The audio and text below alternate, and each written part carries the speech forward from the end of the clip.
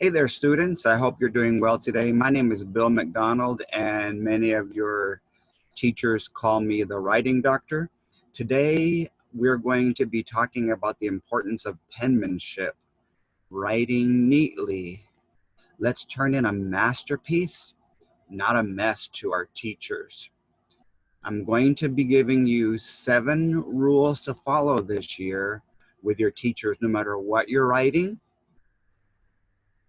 It's important that you write neatly. And who can shout out how many strikes that we get in baseball first? Let me hear you say it.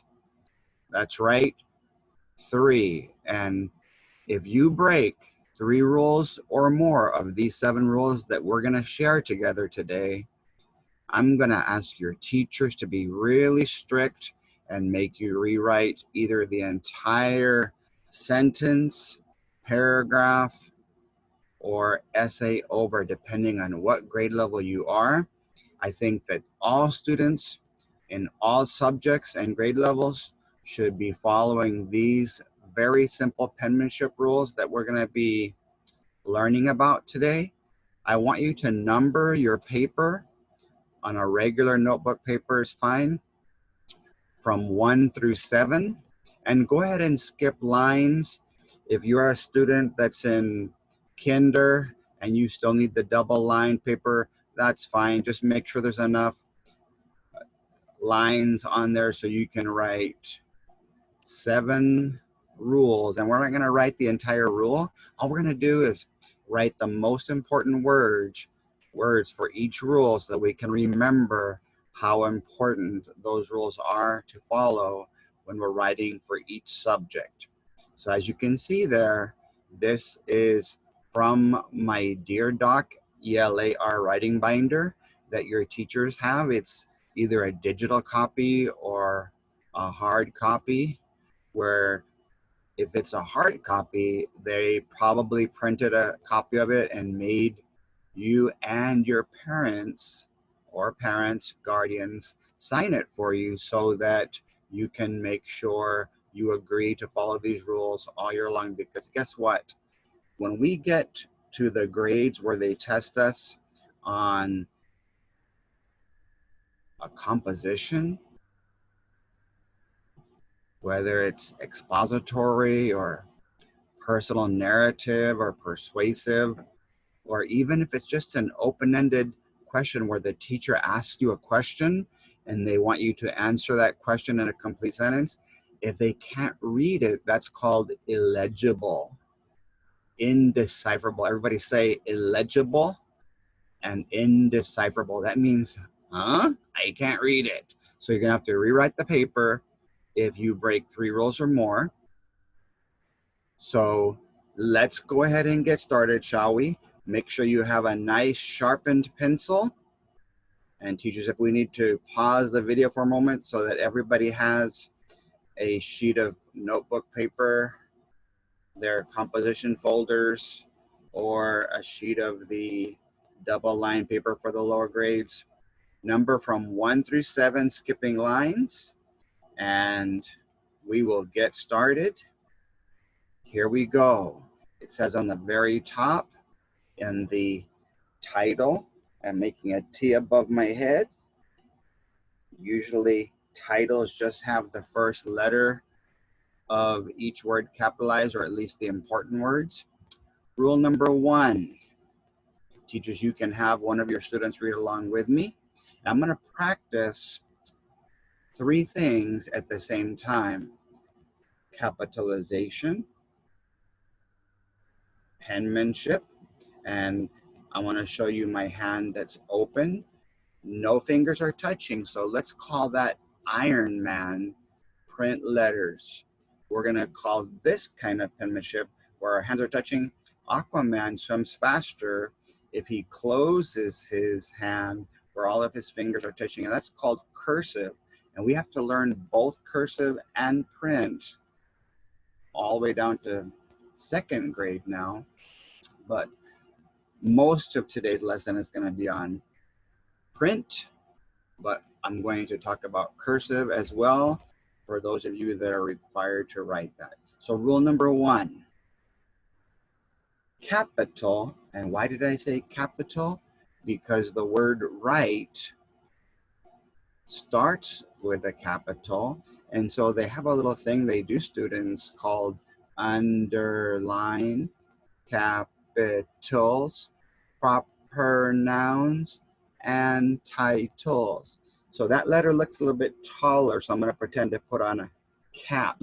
Write each letter and word slowly and neatly. So what I want you to do is just write the word slowly on your line, your first line, and the word neatly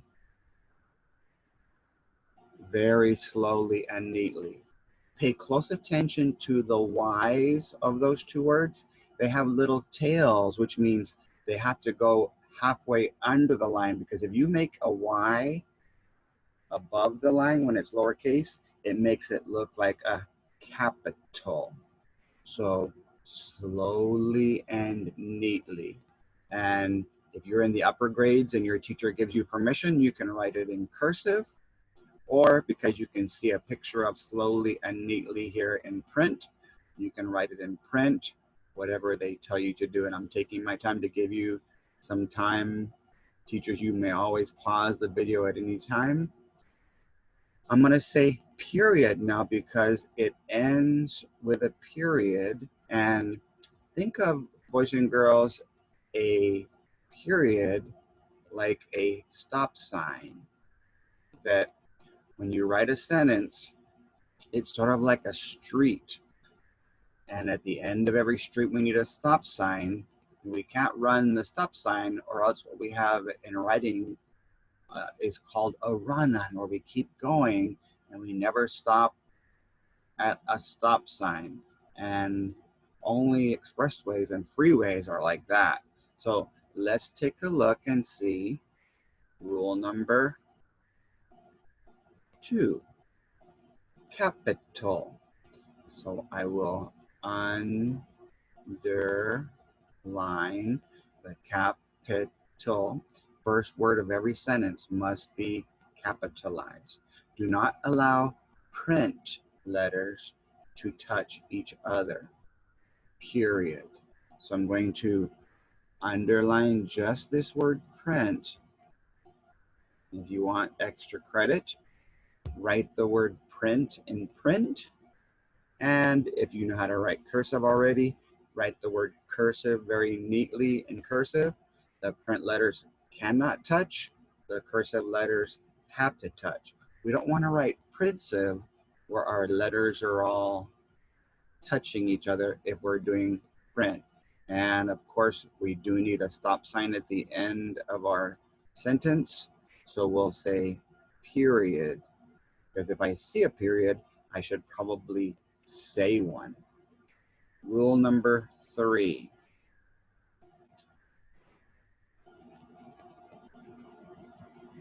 Capital all. Underline capital. Letters must rest on the line. In other words, no floating letters. No ghost letters. We're not celebrating Halloween. No roller coaster letters. All the letters must rest on the line except for the lowercase letters. Here they come.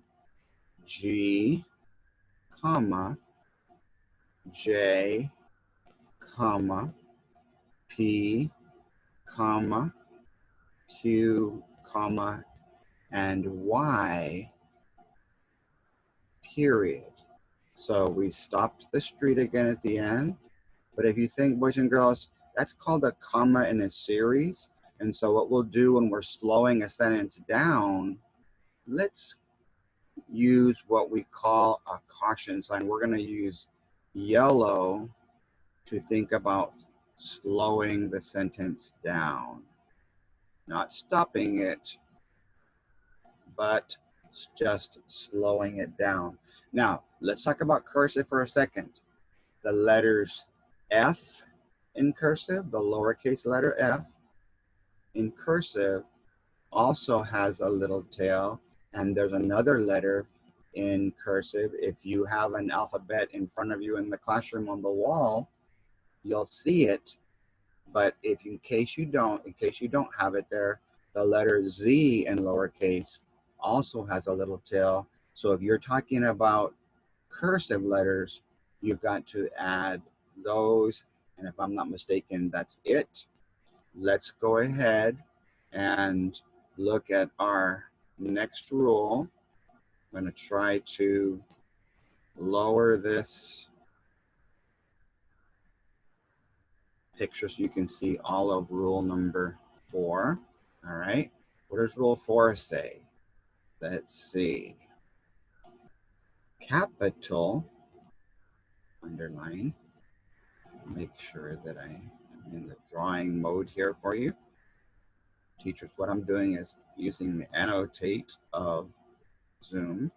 Keep about 1 singular or 2 plural pencil widths between words.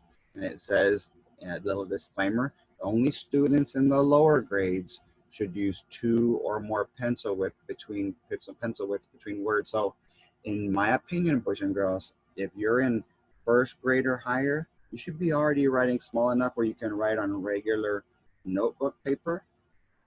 If not at the beginning of the year, hopefully by the middle or the end of the year, you're writing on regular wide ruled notebook paper. And all I want you to underline there, boys and girls, or write on number 4 if you're writing them down like we said, is 1 or 2 pencil widths. Okay. Now the length of a pencil is different than the width of a pencil. So when you finish a word, before you start another one, you can check and see, do I have about a pencil width between my words if I'm in the upper grades, or 2 pencil widths? Let me show you what 2 pencils look like. Do I have 2 pencils between each word if I'm in the lower grades? Because the bigger our letters, the more space that we want between the words. We don't want to have 3 words per line unless we're 3 years old. And so we got to stop writing so big and putting so much space between each letter. So I'm going to clear all of these drawings so I can lower the page. I want us to be able to see the other 3 rules and where we have to sign the contract. So rule number 5, again, teachers, you can have your students read along with us if you'd like. Make sure I'm in the drawing mode. It says capital. I think I forgot to put the stop sign on number 4. I don't know if anybody remembered that or noticed, but extra credit or points if somebody did. Capital, try, that means make the effort to have about your age in words per line. Did you guys know that a notebook paper has a red line on the left-hand side, and it has another line that's red, but it's on the opposite side? So if we're in the writing grades, we pretend like that second red line is not even there, because that line makes our writing too narrow. And so on the real test, the red line on the left will line up with the end of the paper when you place a star document right on top of notebook paper. So teachers, if you're having the upper grades use notebook paper for their rough drafts, have them write from the red line that's on the left-hand side all over to the edge of the paper. And let's not put dashes. If we can't finish the whole word, we're not computers. Let's go ahead and stop before the next letter of the next word if we can't fit the whole word on the line, and just go to the next line. And if you're in the middle of a paragraph, you won't be indenting. You'll put that first letter of the first word on that next line right up against the red line without touching it. So what we'll underline here is age in words. And something I want your teachers to think about, boys and girls, is that you might be 7 years old, but maybe you haven't been practicing penmanship enough, so your ability age might be a little bit lower. And so let's have your teachers think more about your ability age than your actual age. So if you haven't had enough practice, then let's say you're 7 years old, 5 words per line will be okay for now, but try to graduate to 6 words per line as soon as you can. And then we're going to make sure that this time I do say the word period, because sentence 5, rule number 5, does have a stop sign. Okay, so even though I'm not writing sentences, boys and girls, right now, we're practicing reading sentences, and we're thinking about the C, the capital that they start with, the U, the correct usage, subject, verb, agreement, and the correct P, the punctuation at the end of the sentence. So that spells cup. Writing a sentence with cup in mind, starting with a capital, using the correct subject verb agreement, and a stop sign called a period. Rule number 6. Let's check it out. Capital. Keep all your letters facing the same direction. So everybody sit up straight for a second, and no matter which way I turn, I want you to turn that way with me. I'm gonna go this way, turn that way, everybody, turn this way, and try to keep up with me. I'm gonna go all over the place. And when your teacher is reading your paper, your sentence, your word, your phrase, your paragraph, anything that you're writing for him or her, if they're having to tilt their head sideways, back and forth, reading your paper, that's not same direction. That's not one direction. There's a band called One Direction. We would capitalize one direction, but all it says here is same direction. So let's go ahead and write those 2 words for rule number 6. Whoops, got my line a little bit crooked there. All the letters resting on the line because they have no little tails. We do need a stop sign, so we'll say period because we're stopping that sentence that we're pretending is a street. Now, what do you notice about rule number 7 that has to do with slowing the sentence down? I'll let you take a look at it and raise your hand and tell your teacher what you see where we have to circle those in yellow. If you were guessing correctly, you saw some commas, and so hopefully your teacher noticed or allowed you to say that. Rule number 7 says, capital. Do not turn in torn, comma. So I'm going to get my yellow. So you can slow the sentence down, commas in a series. Dirty, comma, fanboys, or wet papers, period. And since I'm stopping the sentence, we want to think about red there. Now, what I would have you underline, boys and girls, is the words torn with a comma, dirty with a comma, and the word or and wet. Let's write that down for rule number 7. So those are the 7 rules, boys and girls. And if we break 3 or more of these rules, because we're going to sign a contract that we're going to try our best to follow these rules throughout the year in all of our subjects, in all of our grade levels, with all of our teachers. Let's read what the contract says. Capital, underline.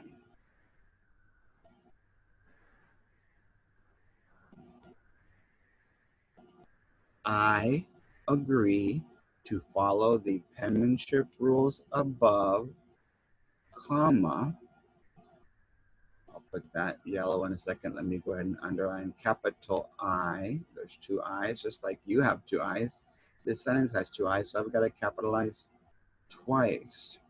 And let's circle the comma. What this sentence is called, boys and girls, is a compound sentence. We're using two independent clauses.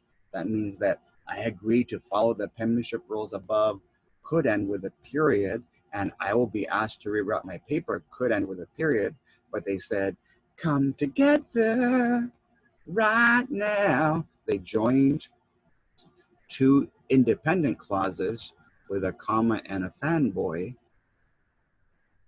to make one sentence.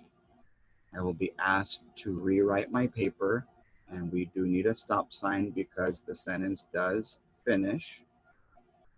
And hopefully you and all your classmates are going to sign this paper. If your teacher will give you a real copy, I'm going to write mine. I'm just going to type mine out. But if I were to write in print, I would want to make sure that no letters touch each other, and whatever the date happens to be, you would put it right there, and then you would go home and have your guardian or at least one of your parents sign there at the bottom so that they understand that your teacher is going to be strict this year.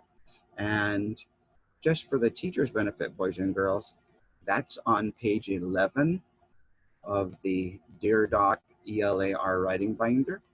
I hope that from today forward, each of you make a promise to write as neatly as you possibly can and turn in your best penmanship, your best handwriting on everything you do. Something that a lot of us forget also, boys and girls, before you turn the paper in to your teacher, double check, did you put your name on the top?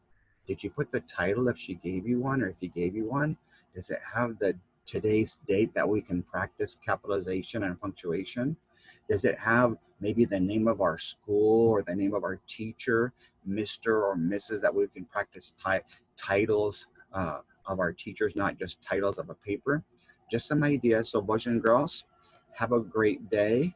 We'll see you the next time with May the Force be with you. This is the Writing Doctor, over and out. Take care.